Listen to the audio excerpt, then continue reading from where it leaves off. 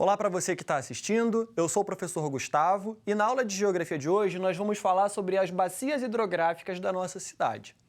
Antes de mais nada, eu quero explicar para vocês brevemente como é que funciona uma bacia hidrográfica. E para isso eu quero usar essa folha aqui, tá vendo? Nessa folha, a gente pode ver que ela tem toda uma área que seria uma bacia hidrográfica, se a gente compara com as bacias hidrográficas. E tá vendo essas nervurazinhas dela? Elas são como se fossem os afluentes que vão levar a água toda para um rio principal que vai desaguar aqui na sua foz. E notem que eu inclinei a mão. Isso significa que a água vai sempre da parte mais alta para a parte mais baixa. E quando a gente fala da nossa cidade, é bom sempre a gente localizar. Então preste atenção aqui junto comigo. Aqui eu tenho o planisfério, um mapa do mundo inteiro. Destacado aqui dentro desse quadrado e em laranja eu tenho o Brasil. Então o que eu faço? Eu pego o Brasil e amplio nesse mapa aqui. Então aqui eu tenho o Brasil inteiro, dividido em estados, cada região de uma cor. Ok. Aqui nesse retângulo eu tenho o estado do Rio de Janeiro, que eu vou ampliar e jogar ele para cá. Então aqui eu tenho o estado do Rio de Janeiro ampliado, né, com todos os seus municípios, né, bem delimitados, e cada região do estado de uma cor. Nesse retângulo pequenininho, eu tenho um município do Rio de Janeiro. Aqui no município do Rio de Janeiro, eu posso pegar ele, jogar ele para cá ampliado. E aqui eu tenho o município do Rio de Janeiro, certo? Então, a gente vai falar sobre as bacias do nosso município, beleza? Então, para a gente falar sobre as bacias hoje, a gente vai prestar atenção em três coisas. Primeiro, a gente vai ver o que é uma bacia e como as bacias funcionam. Depois, a gente vai dar uma passada pelas principais regiões hidrográficas do Brasil e ver um pouquinho sobre elas. Gustavo, regiões hidrográficas, bacias hidrográficas? Sim, eu vou explicar a diferença de região hidrográfica para bacia hidrográfica e para subbacia hidrográfica. Se acalma que a gente chega lá. E depois a gente vai ver como a gente pode cuidar melhor das nossas bacias, tudo bem? Então, para início de conversa, eu tenho uma imagem para vocês que eu vou projetar agora. Nessa imagem que está sendo projetada, eu tenho um esquema mostrando duas bacias hidrográficas. Lembra daquela folha que eu mostrei para vocês no iniciozinho da aula? Então, a gente vê ali, ó, a nascente do rio. Lá no finalzinho do desenho, ela vai descendo, recebendo água dos seus afluentes, através do seu leito principal, parte dessa água infiltra para o lençol freático e a gente tem a saída do rio ali na sua foz, certo? Lembrando que o limite entre duas bacias é sempre uma parte bem alta, que é o divisor de águas. O divisor de águas ele define para onde vai a água que caiu ali, certo? Agora volta para mim, que eu imagino que não seja tão fácil visualizar isso dessa forma. Então, eu trouxe também uma imagem real para vocês, uma fotografia. Então, projetando aí, isso é lá em Bangu, né? Maciço da Pedra Branca. Então, nós podemos ver como o relevo ele oferece esses caminhos preferenciais para a água. Aí, voltando para mim, deixa eu falar uma coisa para vocês. Vocês podem estar se perguntando o seguinte: Gustavo, eu não estou vendo nenhum rio nessa imagem. Então, calma, que eu preciso contar para vocês que existem três tipos de rio. Os rios perenes, eles são aqueles rios que eles têm água o ano inteiro, corre água neles o ano inteiro. A gente também tem os rios temporários. Os rios temporários, na parte mais seca do ano, eles ficam secos. E tem os efêmeros, que só tem água quando chove, só escorre água ali quando chove. Até aqui tudo bem? Eu espero que sim. Agora a gente vai sair daqui do município do Rio de Janeiro e vai ver um mapa do Brasil inteiro, beleza? Então deixa eu passar aqui e mostrar para vocês. Nesse mapa a gente tem o Brasil dividido nas suas regiões hidrográficas. Por que regiões? Porque algumas englobam várias bacias. Então, ali numerado com o 2, a gente tem a bacia amazônica, né, que é a maior bacia hidrográfica do mundo, né? Mas como esse mapa é de regiões hidrográficas, a região hidrográfica amazônica. Ali no número 3, em laranja, a gente tem a do Rio São Francisco e no 1, ali o conjunto de subbacias, o conjunto de bacias, né, uma região formada pelo conjunto de bacias, onde ficam as bacias aqui do Rio de Janeiro, ok? Então, voltando aqui para mim, deixa eu mostrar para vocês a diferença. Então, vamos lá, uma região hidrográfica, ela é bem grande e pode conter várias bacias dentro de si. A bacia hidrográfica, ela é toda a área que é drenada por um rio principal até chegar na sua foz. Uma subbacia é uma divisãozinha dessa bacia. Às vezes as bacias elas podem ser muito grandes e a gente subdivide em bacias para entender um pouco melhor, certo? Então, eu vou mostrar para vocês aqui nesse mapa, ó. Tá vendo como esse mapa aqui, ele se parece com esse? Então, os dois mapas mostram o município do Rio de Janeiro. Qual é a diferença desse aqui? Nesse aqui, a gente tem em amarelo as partes mais altas do município, certo? Nessas partes mais altas, a gente tem os principais maciços da cidade. O maciço da Pedra Branca, o maciço da Tijuca e o maciço do Jericinó Mendanha, aqui, né? Que a gente só tem um pedacinho dentro da cidade.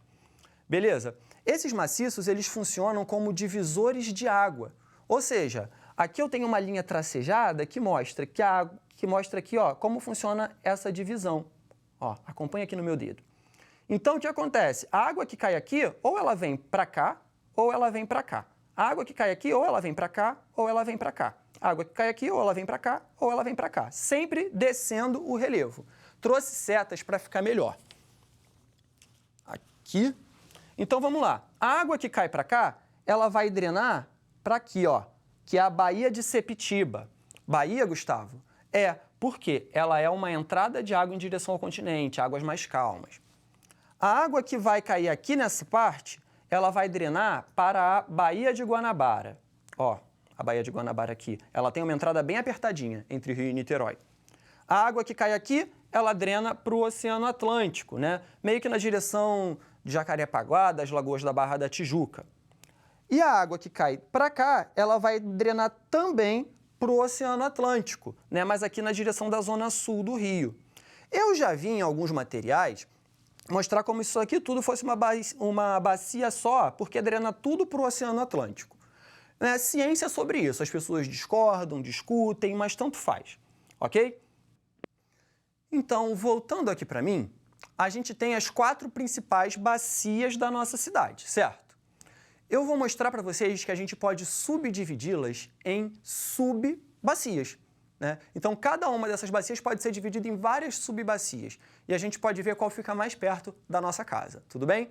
Então, eu vou projetar um vídeo. Bom, nós temos um mundo aí grandão e a gente vai descendo, vai aproximando em direção ao Rio de Janeiro. Estão vendo? Essas linhas brancas são os divisores de água das subbacias aqui do Rio de Janeiro. E a gente pode ver os maciços também. O maciço da Tijuca, aí passando a setinha, em seguida o maciço da Pedra Branca e o maciço do Jericinó Mendanha. Aqui a Baía de Sepitiba, o Oceano Atlântico, né, a parte da Barra, parte da Zona Sul, e aqui a Baía de Guanabara, estão vendo? E eu vou aproximar da subbacia do Rio Portinho, estão vendo? E olha só como é que os morros já fazem um desenho preferencial para a água ir descendo, até desaguar ali na Baía de Sepitiba. Conseguem perceber ali, ó, o caminho todo da água, os divisores de água ali na linha branca, que são as partes mais altas do morro. Agora, ali pertinho, que pega Campo Grande e Guaratiba, a gente tem a bacia do Piraquê-Cabuçu, que também vai desaguar na Baía de Sepitiba. Olha o rio Piraquê grandão ali e a foz dele desaguando. Agora, vamos um exemplo da Baía de Guanabara, a subbacia do rio Acari, Pavuna e Meriti. Então, também, ó, o caminho que a água vai descendo até chegar lá na Baía de Guanabara. Em seguida, né, dando exemplo aqui da Zona Oeste, a gente tem a bacia do Rio das Pedras, aqui, ó, e o caminho dela, como é que ela vai descendo, até chegar nessas lagoas ali da Barra da Tijuca. Em seguida, a gente tem a bacia pequenininha ali do Rio Muzema, que também desce para esse complexo de lagoas, e uma maior, né, a subbacia, perdão, do Rio Cachoeira, que vai descendo, né, tem uma descida ali bem marcadinha, também para o complexo de lagoas. Na Zona Sul, Lagoa Rodrigo de Freitas, o caminho que a água faz ali sendo indicado, né, então a lagoa recebe bastante dessa água, e aí a comunicação dela com o Oceano Atlântico ali na Zona Sul. Então, voltando aqui para a aula. Então, pessoal, gostaram desse nosso passeio pela cidade do Rio de Janeiro sem sair de casa? Bom, se vocês gostaram, eu tenho uma dica, né, que está no site no data.rio. Se você pesquisar lá, data.rio, subbacias, você vai chegar nesse mapa aqui que eu vou projetar. Bom, esse site ele é muito bacana porque ele mostra pra gente, né, nesse mapa interativo, as subbacias aqui do município do Rio de Janeiro. E eu, como não sou bobo nem nada, já deixei marcada ali a do Rio Sarapuí, que é o que passa lá perto da minha casa em Bangu e vai desaguar ali na Baía de Guanabara. Estão vendo? Ele faz uma viagem boa. Agora, voltando aqui para mim, é muito importante a gente cuidar bem das bacias hidrográficas. Por quê? Porque se a gente for parar para pensar, a água ela vai carregar tudo em direção à sua foz. Então, se as margens dos afluentes ou mesmo do rio principal daquela bacia ou daquela subbacia está desmatado, aqueles rios eles vão carregar muito sedimento, que é o quê? Que é o farelo do solo. Porque se você não tem a floresta ali para proteger, o rio ele vai carregar aquilo tudo e vai levar tudo em direção à foz. Então, tudo isso vai deixando tanto esses rios quanto o lugar onde ele vai desaguar, seja a Baía de Sepetiba, a Baía de Guanabara, assoreadas, ou seja, cheia de sedimento, cheia de farelo de solo no fundo.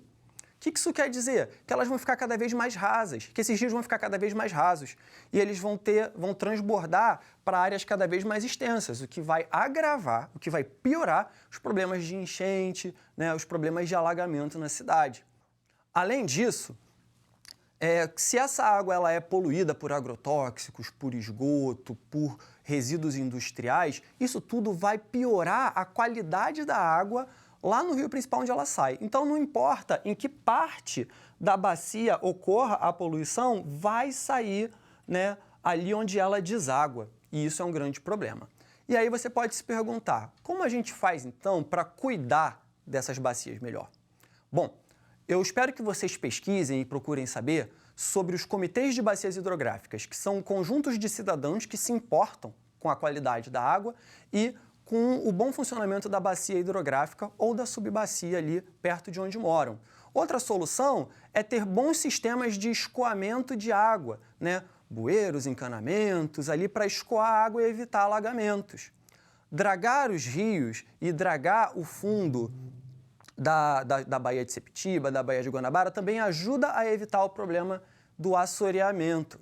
Assim como deixar na área urbana, deixar na cidade, bastante áreas de infiltração de água, para a água ir lá para o lençol freático.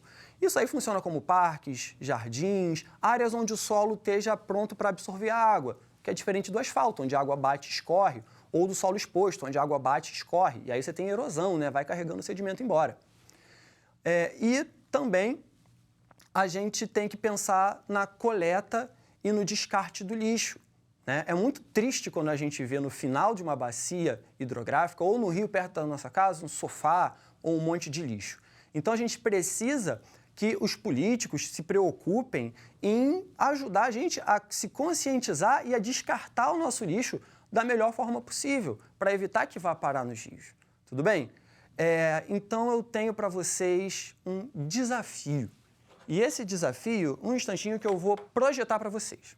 O que pode prejudicar a qualidade ou disponibilidade de água numa bacia hidrográfica? Poluir? Cuidar das matas? Ou estudar? Bom, na verdade, poluir é a única dessas alternativas que pode piorar, prejudicar a qualidade e a disponibilidade de água na bacia. Cuidar das matas ajuda e estudar sempre ajuda. Então, próximo desafio. Qual dos seguintes não é um destino das águas drenadas na cidade do Rio de Janeiro? Baía de Sepetiba, Baía de Guanabara ou São Gonçalo?